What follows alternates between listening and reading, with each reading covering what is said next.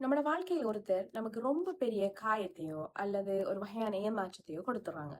அதுக்கு பிறகு அவங்க எவ்வளவுதான் நல்ல விஷயங்களை நமக்காக செஞ்சாலும் நம்மட மனசு அதை ஏத்துக்கவே மாட்டேங்குது. அவங்க செஞ்ச அந்த ஒரே ஒரு தப்பைத்தான் திரும்ப திரும்ப ஞாபகத்துக்கு வருதே தவிர, அவங்க இப்ப செய்யற எந்த நன்மையுமே நம்மட கண்ணுக்கு என்ன செய்யற பெருசா எடுபடுதில்லை. சோ ஏன் என்னால் அவங்கள மன்னிக்கவே முடியாம இருக்குது? ஏன் அவங்கள பத்தி எப்போதும் ஒரு கெட்ட எண்ணமே வருது?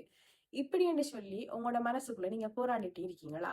அப்படி என்று சொன்னா இந்த உணர்வு உங்களுக்கும் இருந்தா இது முற்றிலும் வந்துகிட்டு இயல்பானதுதான். இதற்கான உளவியல் காரணம் என்ன? இதிலிருந்து நாம் எப்படி வெளியே வரலாம் சம்பந்தமா தான் நாம இந்த வீடியோல பார்க்க போறோம். ஏன் நம்மட மனசு அவங்க நமக்காக செய்யற அந்த நல்ல விஷயங்களை ஏற்க மறுக்குது? இந்த வீடியோல இதுக்கான முக்கிய 3 காரணங்களை பார்ப்போம். முதலாவது விஷயம் என்னன்னு சொன்னா, நம்மட மூளை எப்போதுமே நம்மள ஆபத்திலிருந்து காப்பாத்துற முயற்சியில தான் ஈடுபட்டு கொண்டிருக்கும். ஒரு நபர் நம்மள காயப்படுத்தினதுக்கு பிறகு நம்மள மூளை அவர் எப்படின்னு சொன்னா ஒரு ஆபத்தானவர் அன்சேஃப் என்று சொல்லி பதிவு செஞ்சிடுது. அதனாலதான் அவர் மீண்டும் நம்மளை காயப்படுத்தி விடக் கூடாது என்று சொல்றதுக்காக நம்மட மனசு என்ன செய்யுதுன்னு சொன்னா விழிப்புணர்வோடு ஒரு தற்காப்பு சுவரை எழுப்பி விடுது. அடிக்கடி ஒரு விஷயம் சொல்ல கேட்டிருவோம், அதாவது நம்பிக்கை என்று சொல்றது ஒரு கண்ணாடி போல, அது உடைஞ்சா அதை ஒட்ட முடியாதுன்னு சொல்லி. அதை ஒட்ட வச்சாலும் கூட அந்த விரிசல் தெரியதான் செய்யும். அவங்க செய்யற நல்ல விஷயங்கள் நம்மளோட மனதுக்கு என்ன செய்யணும்டா உண்மையான அன்பாக தெரியாம அவங்க அவங்களோட தவற மறைக்க செய்யற நாடகமோ அல்லது இது அவங்களோட போலியான முயற்சியோ அப்படி என்று சொல்லித்தான் நம்மளோட மனசுக்கு என்ன செய்ய மாட்டா தெரியும்.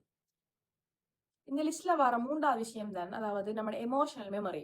இப்ப நடந்த சம்பவத்தை நம்மள அறிவு மறந்து விட்டதாக நினைச்சாலே நம்மட மனமும் உடலும் என்ன செய்யணும்னு சொன்னா அந்த வேதனையை ஞாபகம் வச்சு கொண்டே இது இருக்கும். இது ஒரு ஆறாத காயம் அரிக்கிறதுக்கு இதுதான் காரணம். சரி, நீங்க கேட்கலும் அப்ப இந்த நிலைமையை எப்படி கையாள்றது? இந்த சூழ்நிலையை நாம எப்படி கையாளணும்னு சொன்னா, முதல்ல நாம குற்ற உணர்ச்சிக்கு உள்ளாக்கப்படாது. அவங்க எவ்வளவோ நல்லது செய்யறாங்க, என்னாலயே நம்மள மன்னிக்க முடியல அப்படி என்று சொல்லி நம்மட எண்ணத்தை அப்படி வரக்குள்ள நாமே வெறுக்க தேவையில்ல. நம்மட மனசு எடுக்கும் இந்த தற்காப்பு நடவடிக்கை இயல்பானது என்று சொல்றத முதல்ல ஏற்றுக்கொள்ளணும். 2வது விஷயம், ஒரு கொஞ்சம் அதாவது நம்ம காயங்கள் ஆறுறதுக்கு நேரம் எடுக்கும். யார் ஒருவருடனே மாற முயல்கிறார்ன்றதுக்காக நாமளும் உடனே மாற வேண்டும் என்று சொல்லி எந்த ஒரு கட்டாயமும் இல்லை. உண்மையான மாற்றத்தை கவனிக்கணும். அவங்க செய்யறது தற்காலிகமான நல்ல விஷயங்களா அல்லது அவங்களுடைய குணத்திலே உண்மையான மாற்றம் வந்திருக்கிறதா என்று என்றதை அவசரப்படாம பொறுமையாக அவதானிக்கணும். அதுக்காக உங்களோட செல்ஃபுக்கு நீங்க நேரம் கொடுக்கறதுல எந்தவித தவறும் இல்லை. அடுத்த கேள்வி வரும் என்னன்னா, இதுல இருந்து எப்படி வெளியே வர? இப்படி எனக்கு அடிக்கடி இப்படியான சில சிந்தனைகள் சில பிடிக்காம இருக்குது, இதுக்கு எப்படி இதுல இருந்து வெளியே வாரன்னு சொன்னா, இதுல இருந்து வெளியே வாரத்துக்கும் ஒரு சில வழிமுறைகள் இருக்கு. அதுல முக்கியமான 3 வழிமுறைகளை நம்ம பார்ப்போம். அதுல முதலாவது வந்துகிட்டு நான் அடிக்கடி இந்த வீடியோஸ்ல சொல்ற விஷயம் தான், நம்மளோட பவுண்டரிஸை செட் பண்ணி கொள்றது. அந்த நபருடன் நம்மளால பழையபடி பழக முடியாவிட்டாலும் ஒரு ஆரோக்கியமான இடைவெளியை பராமரிச்சு கொள்றோம். இப்ப எல்லோருட நெருக்கமாக இருக்கணும்னு சொல்லி நமக்கு எந்த அவசியமும் இல்லை. ஏன்னு சொன்னா அந்த நபரோட இப்படி நாம மனமுறிச்சு தெரிகிறது நமக்கு வேற வேற சிந்தனைகள் மற்றும்படி மனசுக்குள்ள ஒரு வகையான உணர்வை தருதுன்னு சொன்னா ஒரு ஆரோக்கியமான எல்லையை வகுத்து அவனோட பழகுறதுக்கு ஸ்டார்ட் பண்ணிடும். அடுத்த முக்கியமான விஷயம் தான் மன்னிப்பு. அதாவது நம்மளுக்கு மன்னிக்கன்னு சொல்றது உண்மையாக அவங்க செய்த தப்ப சரி என்று ஏற்றுக்கொள்றது இல்லை. அந்த நினைவுகளால நம்மளுக்குள்ள இருக்க அந்த பாரத்தை இறக்கி வைக்கிறதுக்கு ஒரு டெக்னிக் தான் நம்ம அவங்கள மன்னிச்சு விடுறது.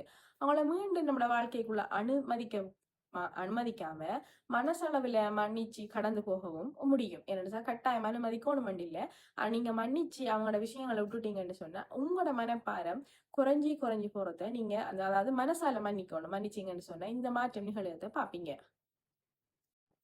அடுத்த விஷயம் தான், அவங்கள பத்தியே யோசிச்சு கொண்டிருக்காம அந்த சம்பவத்தால உங்களுக்கு ஏற்பட்ட காயத்தை எப்படி ஆற்றலாம், எப்படி அதுல இருந்து வெளியே வரலாம் என்பதுல கவனம் செலுத்துங்க. கூடுதல் அவங்க என்ன செய்யறாங்க, அவங்களோட அப்டேட்ஸ் என்ன, மத்த விஷயங்கள் அல்லது அவங்கள பத்தின யோசனை நீங்க என்ன செய்யலாம்னு சொன்னா கொஞ்சம் கொஞ்சமா டைவர்ட் பண்ணத்தான் வேணும். இதுதான் நம்மட முதல் முன்னுரிமை. யாரையும் உடனடியாக ஏற்றுக்கொண்டுதான் ஆகணும்னு சொல்றேன், எந்த கட்டாயம் நமக்கு இல்லை. நம்மட உணர்வுகளுக்கு நாம மதிப்பு கொடுக்கணும், நம்மட மனசுக்கும் போதுமான அவகாசம் கொடுக்கணும். இந்த வீடியோ உங்களுக்கு பயனுள்ளதா இருந்தா இதனால அவதிப்படுற உங்களோட நண்பர்களுக்கு கட்டாயம் பகிருங்க. மீண்டும் அடுத்த ஒரு மனநலம் சார் தலைப்புல சந்திக்கேன். நன்றி.